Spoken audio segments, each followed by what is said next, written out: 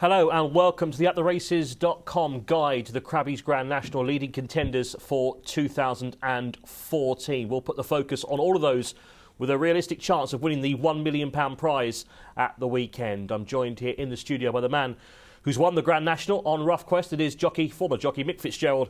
He's here alongside me. Morning, Mick. Morning, Ansel. 18 years ago. Doesn't seem that long ago, does it? No, it doesn't, but it's a memory that'll never leave me, and it may as well have been yesterday because, you know, this is the one that everybody wants. It's one that everybody wants in their CV. There's only a select few have managed to do it, and some great jockeys haven't.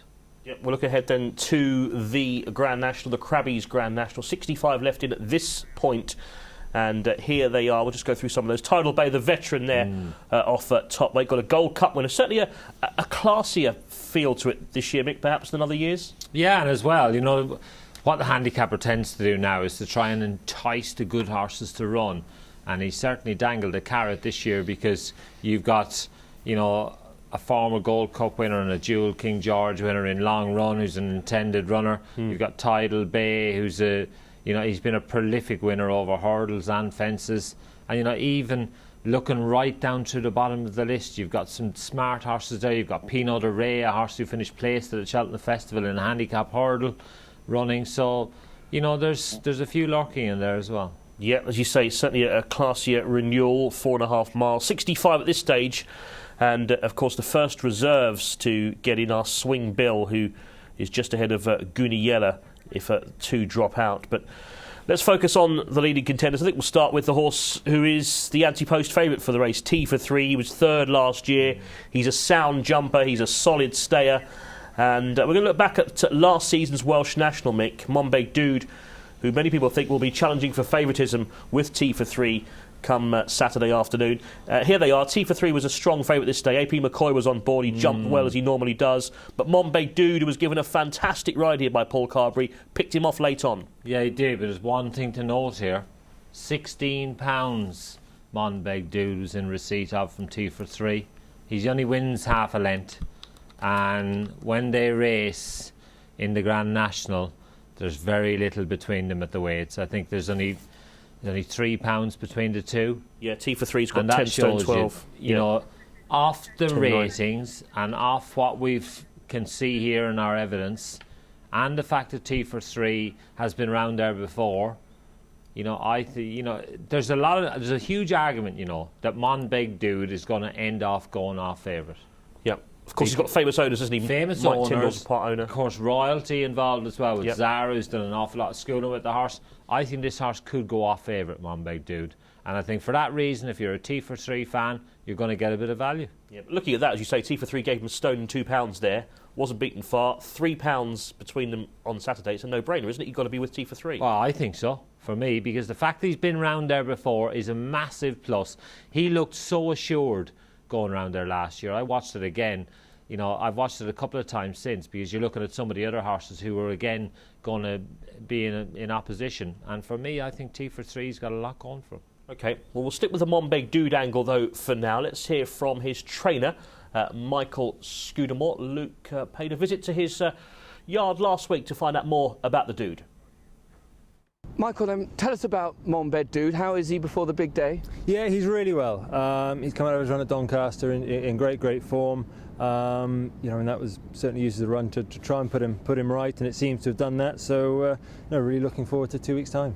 He's an extraordinary horse. I mean, he really sort of came onto the, you know, prominence when you won the Welsh National. I'll just relive that again. That was extraordinary. Just an incredible day and an incredible ride. And you know, we watched the replay again the other night, and even halfway through the race, you still think he's pulled up or he's out of it, and that's it. And then suddenly, out the corner of the screen, this red dot appears, and Mr. Carberry being sat there as cool as a cucumber to get up and win right on the line. So it was just an unbelievable day. I must admit, I had him down after that, without being rude, as a bit of a plodder.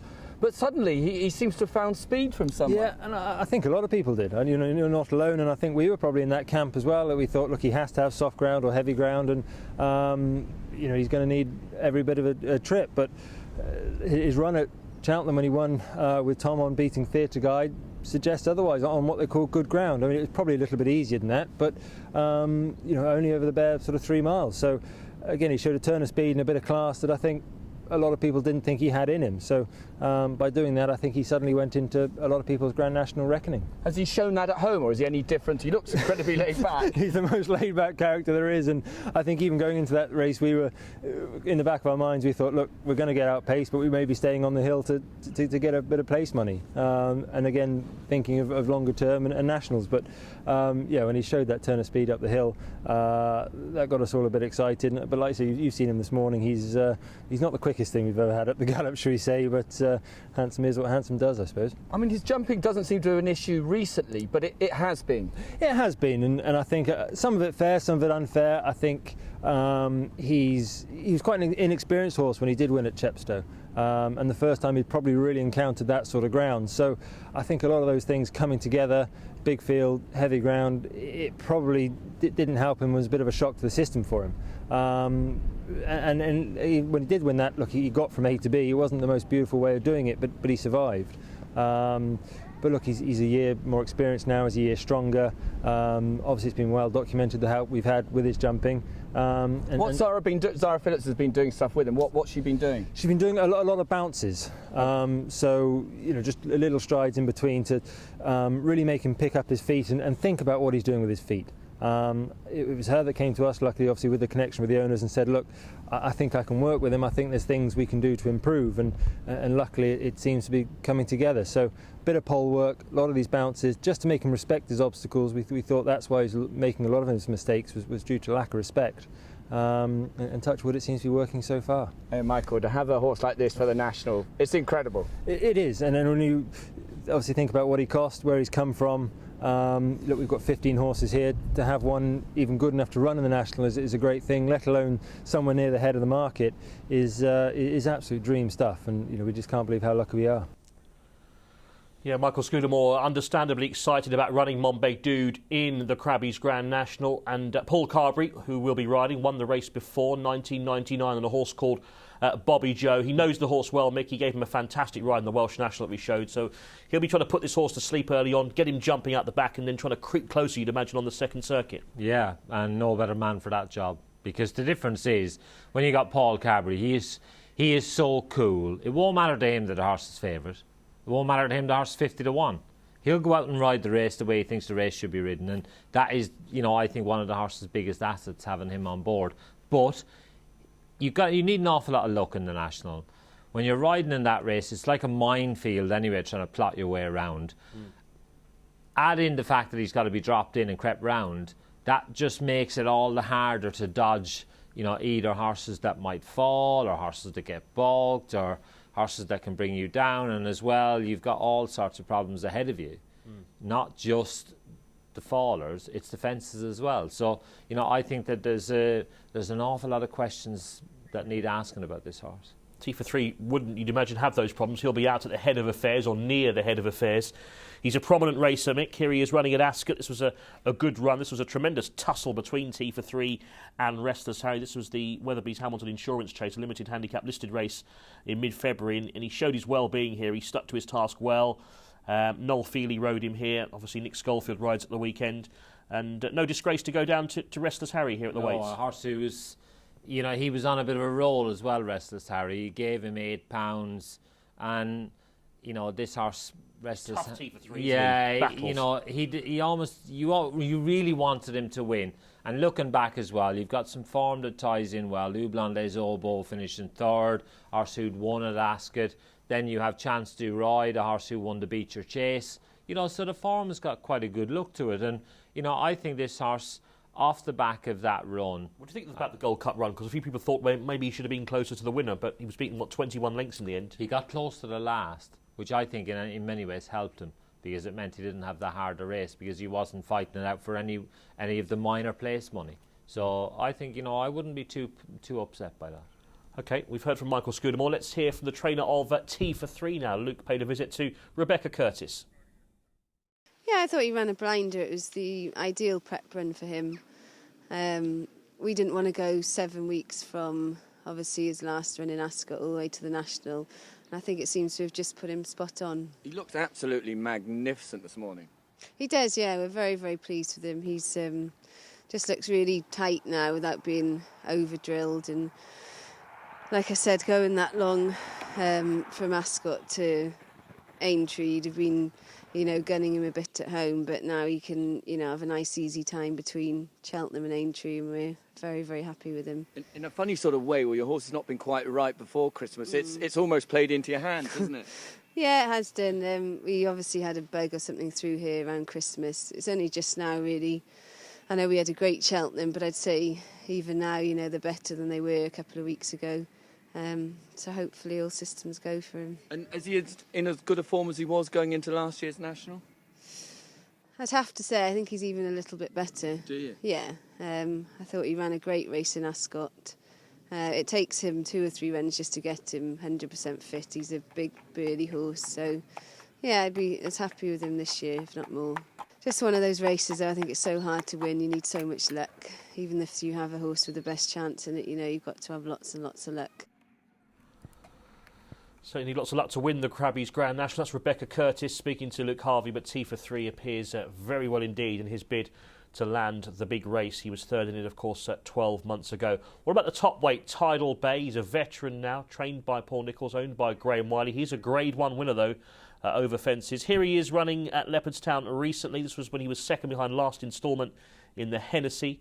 Given a bit of time off since this run, Mick, but he's certainly a horse who we know stays well, and he ran a good race in the Welsh National, didn't he, as well, earlier this season? Yeah, he did. He finished third in the Welsh National, and, not beaten all that far, only beaten 3 parts of length off a mark of 163. So, that shows you the quality involved. Last instalment, he was disappointing in the Gold Cup, but this is a good horse. And just look at the horses around him. Texas Jack, form that ties in with Prince de Beauchesne. You've also got, Lyrene Legend in there. First Lieutenant, all good horses, and this horse is mixing it with them. Certainly was. That was Tidal Bay running second there at Leopardstown. As Mick was saying, that form looks pretty solid now. He's slightly quirky horse, as we know, Tidal Bay. The man with the responsibility of getting the best out of him on Saturday is Sam Twiston-Davies. He's 13, but by no means is he a normal 13-year-old. Not many horses going into the race with form like his. I think he's very, very strong with what he brings into the race, and obviously the way we go about riding him will hopefully mean he has a great chance of definitely being in the money and hopefully nicking the pot. You've ridden him a couple of times. I think once over hurdles you've won on him. What sort of as rides go, what is he like? Well, the thing is, the way obviously he's ridden, you like to just get him into a rhythm and obviously get him warmed up, and that's the thing around there. Obviously, second circuit would be key as to what goes on, and if there's many fallers or just trying to avoid the trouble. At the same time, this horse loves trouble. When he won his Lexus, it didn't look like he was going to do it until the last 50 yards, and he found a little gap and off he went through it. And he's obviously a very, very talented horse, and so I'm very happy riding him anyway. And last time in Ireland, it seemed that the pace, the lack of pace, actually was against him. Yeah, they went slow, and obviously Ruby rode him a good bit handy that day because he went forward a good bit earlier because obviously they went slow. And what really impressed me is how well he stayed on again from the back of the last 4 mile 3.5. Sorry, looks like it'll suit him, and hopefully he's going in there with a good chance. Young Sam Twiston-Davies, who recently passed the 100 winner mark for the season, riding Tidal Bay off top weight. Mick, can you really see this horse winning the race on Saturday? Do you think he's good enough? Be a great story, wouldn't it? And the National's all about stories. Yes, he's good enough, Enzo. And, just watch the race when Brian Hughes rode him. He made a couple of fiddly little mistakes, but he wasn't out of it by any means in that. 13, wasn't it? Yeah, the last 13-year-old to win was a horse called Sergeant Murphy in 1923. So that tells you how long ago it is since the 13-year-old.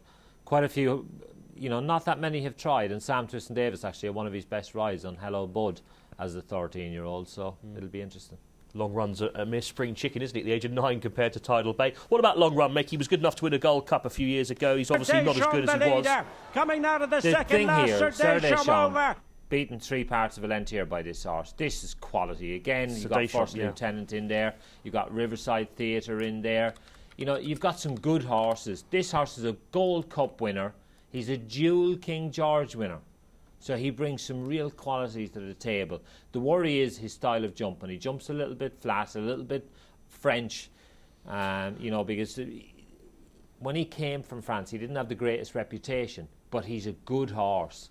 And I just think, having watched this horse school quite a few times, the bigger fences, if he works it out early, that he needs to be a bit more careful, I think this horse could win. And the fact he'll be fresh as well, won't he? Obviously, he missed the Gold Cup, which is a huge plus for this horse. And I think, you know, that you could get a bit of value about a horse who's won a Gold Cup. And the thing is, if he takes to the fences, as a jockey, if somebody said to me, right, you can ride a horse called Long Run in the race, you'd take a chance on him, because you know if he takes to it, he could win. Yep. Long Run then, certainly one with a chance for Mick, trained by Nicky Henderson, of course. What about another Henderson horse, a Hennessy winner, Triolo D'Alene? He ran in the Gold Cup last time. Here he is in action at Ascot earlier in the season as well. He's another high-class individual, Mick. He was a bit of a gamble on Gold Cup day. Didn't quite come off for him at Cheltenham, but he's certainly a horse you can see being in the shake-up on Saturday. Yeah, you can. This is him finishing third to Who Blondes Obo, a horse that we saw finishing third behind T for 3 and Harry Topper a little bit earlier. You know, this is a smart horse. He won a Hennessy. He's £10 higher now. That is the only concern that you have if you're a follower of this horse. But he did win the Topham off a lot lower rating, but he has shown that he can handle the fences. Good ground is an absolute must for this horse, and any signs of watering or significant rain up at Aintree will be a negative for this horse. OK, ran in the Gold Cup last time. That was Triolo D'Alene running there at Ascot. So we're going to move on and have a look at Prance de Beauchesne, running fourth at Thurles. This is one of the Irish raiders for Willie Mullins. Carries the Graham Wiley colours, same ownership as Tidal Bay. This is behind Texas Jack here, Mick, in January. And you can see him staying on here back in fourth place. Yeah, Texas Jack, last instalment, Bailey Green. Again, a race that's got a bit of quality about it. I like this horse. He's missed the race the last 2 years through injury. He had a hip injury which ruled him out in 2012 and again last year. But this horse has been trained for the National. And I think, you know, Willie Mullins has won the race before with Hedge Hunter. He knows the type of horse that's required. And I think this horse is a major player.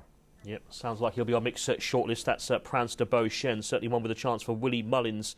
And of course, the owner went close to winning the Gold Cup earlier in the season. What about Rocky Creek? He's trained by Paul Nicholls. He's got some good novice form from last season. Here he is winning at Ascot. And he's been earmarked, Mick, as a likely type for the race for a long time by his trainer. Yeah, he certainly has. You know, he got beaten by Triolo D'Alene. He meets him on better terms in the Grand National.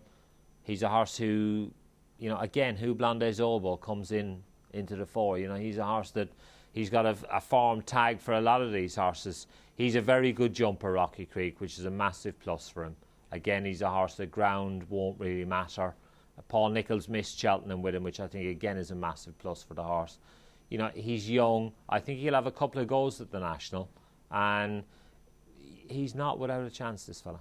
OK, that's Rocky Creek. Paul Nicholls, of course, won it 2 years ago with Neptune Collonge. Rocky Creek looks his big hope for the race at the weekend, along with Tidal Bay. What about Pino D'Or, trained by Dr. Richard Newland? It'll be his first runner as a trainer in the Grand National.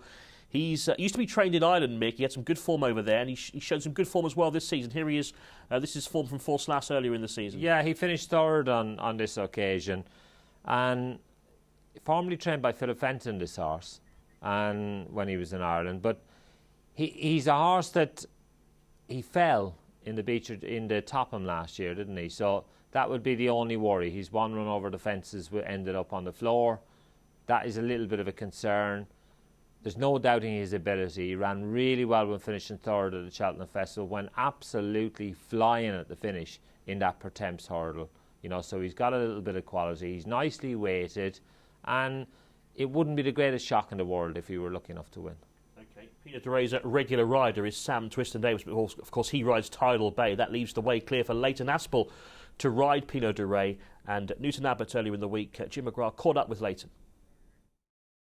Got to know him last week. We schooled over some entry fences at Lambourne. That all went well. He ran there in the beacher. He fell at the 8th. That happens at entry, and hopefully he'll have learned from the experience. He got lots of experience on some big tracks. He showed he's in good form at Cheltenham with a very, very close staying on third in the Pertemps, and nice racing weight, 10.6. He's won the Ulster National, and you know he's ran over extreme trips. So I'm very much looking forward to it. Now, what about that fall over the big fences? Some people would look at it and say, "Look, he's had a try at it. He couldn't make it. You know, he didn't do it." But other people would say, probably next time he goes there, he'll have a bit more respect for them, and maybe he'll be much better. Yeah, you'd like to hope so. He's a good jumper, and it wasn't a heavy fall. He landed out steep and just tumbled over. It wasn't a case of hitting the fence very hard, getting too low. You know, he's got lots of experience, and the way he schooled last week, I'd like to think he'll have learned from it. And the great thing is that he seems to be a stayer, and the more you hear what people have to say about the changing nature of the National, you do need a horse who's going to be really getting a real strong 4 miles. Yeah, absolutely. Because even if it was a hurdle race, 4.5 miles is still a very long way. It's a very long way, and a lot of horses are into the unknown stamina-wise. Some have got form over that trip, in previous nationals, but it's a new distance, and it's always in the back of your mind. But you have to approach it with a very, very positively. Yeah, it's a good ride for Leighton Aspel to pick up on board Pino D'Or there. Of course, he had his prep run Mick over hurdles. Other horses have done that in the past. We've seen Bobby Joe, Papillon, Monty's Pass as well, I think, had a prep run over hurdles. Pushed it as well, didn't he, run over hurdles? He did, yeah. In the build-up to winning. So, like I said, it wouldn't be the greatest shock in the world if this horse were to win. OK, that's Pino D'Or. One more to mention in the leading contenders section. That's a horse called Balthazar King, who's the cross-country specialist. He won the big cross-country, the Glenfarclas Chase at the Cheltenham Festival.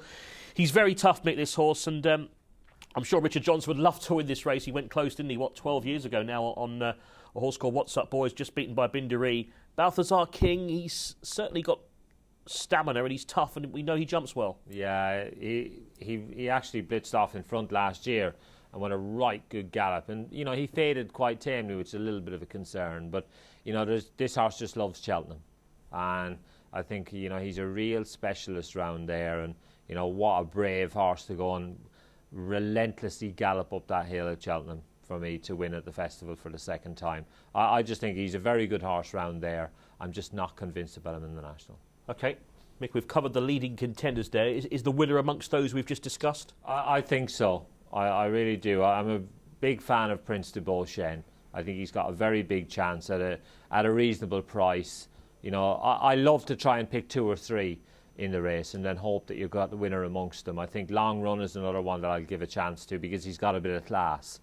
And T for 3, I can't get away from him. I think he's not going to start favourite, so I think you're going to get a bit of value about him. He's been round there before. He'll give you a good run for your money. And I think if I was to pick one as a jockey to ride, I think it would be a toss-up between Long Run and T for 3, and I'd probably go for T for 3 because he's a safer option. OK, so your top 3 then, Prince de Beauchesne, Long Run and T for 3. Those are your top 3 in the race. OK, that's Mick Fitzgerald's view on the Crabbies Grand National. That completes our leading contenders section.